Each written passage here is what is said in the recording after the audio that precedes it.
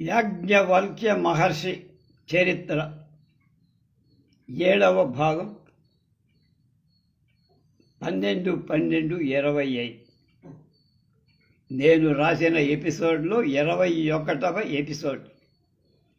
గార్గి రంగప్రవేశం చేసి తాను 2 ప్రశ్నలు యాజ్ఞవల్క్యుడిని అడుగుతానని, ఆయన సరైన సమాధానాలు చెబితే అతన్ని ఇంకా ఎవ్వరూ జయించలేరని సభలోని వాళ్ళకి చెప్పగా వాళ్ళంతా ఒప్పుకున్నారు, అంగీకరించినట్టు తను అడుగుతోంది. దేనిలో యులోకానికి పైన, భూమికి కింద, అండకపాలానికి మధ్య ఉంటూ భూమి అంతరిక్షాలను ప్రవర్తింపచేసేది, చెయ్యగలిగేది, ఏకీభవించేది అనే దాన్ని యాగాలను బట్టి చెబుతారో అది అంతా దేనిలో ఓతప్రోతమవుతుంది, కలిసిపోతుంది అని అడిగి అప్పుడు చెప్పాడు. ఒకటే మాట, వాయువులో అన్నాడంతే టక్కుమని. సరైన సమాధానమే అని. వాయువు దేనిలో ఓతప్రోతమవుతుంది అని అడిగి, ఆకాశంలో. అది దేనిలో? అక్షరాలలో. అక్షరాస్వరూపంలా పొట్టిగా రంగున్నది స్నేహం, నీడ చీకటి వాయు. ఆకాశం సంగమం కాదు. రసం, వాసన, కళ్ళు, చెవులు, వాక్, మనస్, తేజస్ లేని, ప్రాణం లేని, ముఖం పరిమితి, రుద్రం బాహ్యం లేని. దేన్ని తినదు, దేని చేత తినబడు. ఈ అక్షర ప్రకాశం వలన సూర్యచంద్రుడు క్రమం తప్పక సంచరిస్తూ ఉంటారు. నిమిషాలు, ముహూర్తాలు, రాత్రి పగలు, నెలలు, సంవత్సరాలు కలుగుతాయి. నదులు కొన్ని తూర్పు, కొన్ని పడమరకు ప్రవహిస్తాయి. దేవతలు యజమానుణ్ణి, పితృదేవతలు దర్వీ హోమాలను అనుసరిస్తారు. ఈ అక్షరతత్వం తెలియకుండా హోమం, యాగం, తపస్సు చేస్తే కర్మఫలం వల్ల నాశనమవుతారబ్బాయి. అక్షర స్వభావం తెలియకుండా సరిపోతే దీనుడైన జనన మరణాల సుడిగుండల్లో పడిపోదు. ఈ అక్షర రహస్యం తెలిస్తే బ్రహ్మవేత్త అవుతాడు. అక్షర రూపం చూడబడంది అయినా అది చూస్తుంది. దాన్ని మనం చూడలేం, అది మన్ని చూస్తుంది. వినబడనిదైనా దాది చెప్పేది మనకి వినపడదు, కానీ మనం చెప్పేది వినపడుతుంది. తలపబడనిదైన దాని గురించి నువ్వు ఆలోచించి ఎలా ఉంటుంది అని అనలేవు, కానీ అది ఆలోచించి చెప్తుంది. తెలుసుకోబడనిదైనా అది తెలుసుకో. కనుక ఈ అక్షరం కంటే వేరే ఏది చూసేది కానీ, తలచేది కానీ, తెలుసుకునేది కానీ లేనే లేదు. ఆకాశం ఈ అక్షరంలోనే ఓతప్రోతమవుతుంది.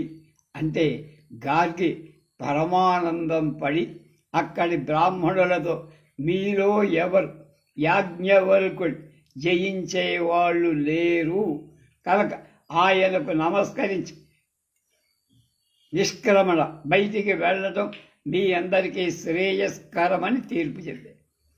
కానీ మేనమామ విదగ్ధ శాల్యుడికి ఎక్కడో మండింది. అంటే మనమే ఎక్కడో మండింది, అది నేను సాధాగల ఎక్కడో మండి, దేవతలు ఎంతమంది అయ్యా అని అడిగాడు. అడిగితే విశ్వదేవ శాస్త్రం నిమిత్తులో చెప్పబడినట్టు 303, 3003 అని దేవతల సంఖ్య చెప్పే మంత్రాన్ని నిమిత్తం అంటారని చెప్పారు. తర్వాత వీళ్ళిద్దరూ మధ్య ప్రశ్నోత్తర సరళి ఇలా సాగింది. దేవతలంతా 33, దేవతలెవరు 6, దేవతలందరూ 3, దేవతలందరూ 2, దేవతలందరూ 1, దేవతలందరూ 1, 3003, 303 దేవతలే వాడు. 33 ఒక్క వినభూతిగా ఒక్క విభూతే ఆ దేవత. అసలు దేవతలు 33. వాళ్ళెవరు? 8 మంది వసువులు, 11 మంది రుద్రుడు, 12 మంది ఆదిత్యులు. వసువులెవరయ్యా? అగ్ని, భూమి, వాయువు, అంతరిక్షం, చంద్రుడు, నక్షత్రాలు అనేవే వసువులు. ఓ శ్రీకేత్, వెరీ గుడ్. వీటిలో వసువు అంటే ధన రూపంలో జగత్తు ఉండటం చేత వసువులు అని పిలవబడి, ఈ 8 ఆధీనంలోనే ధనం అనేది ఉన్నది. రుద్రులెవరు అని అడిగాడు. పురుషుడిలో ఉన్న ప్రాణ, అపాన మొదలైన 10 ప్రాణాలు, 10 రకాలైన ఆత్మ కలిసి 11 మంది రుద్రులయ్యా మేనమామ గారు అన్నారు. వరుణ సమయంలో, మరణ సమయంలో ఇవి శరీరంలోంచి లేచిపోతాయి. అప్పుడు పుత్రాది బంధువులు రోదనం చేస్తారు కనుక రుద్రులు అనబడతారు. రుద్రం అంటే 7 అన్నమాట. బాగానే ఉందయ్యా. ఆదిత్యులెవరు? సంవత్సరంలోని 12 నెలలే 12 ఆదిత్యులు. ఎక్కడి నుంచో లేరు వాడు. ప్రాణుల ఆయువు, కర్మ ఫలాలను గ్రహించి పోవటం వల్ల ఆదిత్యులు. ఇంద్రుడంటే ఎవరు అన్నాడు మేనమామ. మేనల్లుడు. గర్జించే మేఘం. ప్రజాపతి అంటే దర్శ పూర్ణమాసాది యజ్ఞమేరా అన్న. స్థానయత్నువు అంటే ఏమిటయ్యా అన్నాడు అల్లుడు. అశ్వని. యజ్ఞం అంటే పశువులే యజ్ఞం మామగారు అన్న. 6 దేవతలు ఎవరయ్యా అని అల్లుడిని అడిగితే అగ్ని, భూమి, వాయువు, అంతరిక్షం, ఆదిత్యుడు, జిలోకం అన్న. మళ్ళీ 6 దేవతలు ఎవరయ్యా అని అడిగి పైన చెప్పబడిన వాళ్ళే. 3 దేవ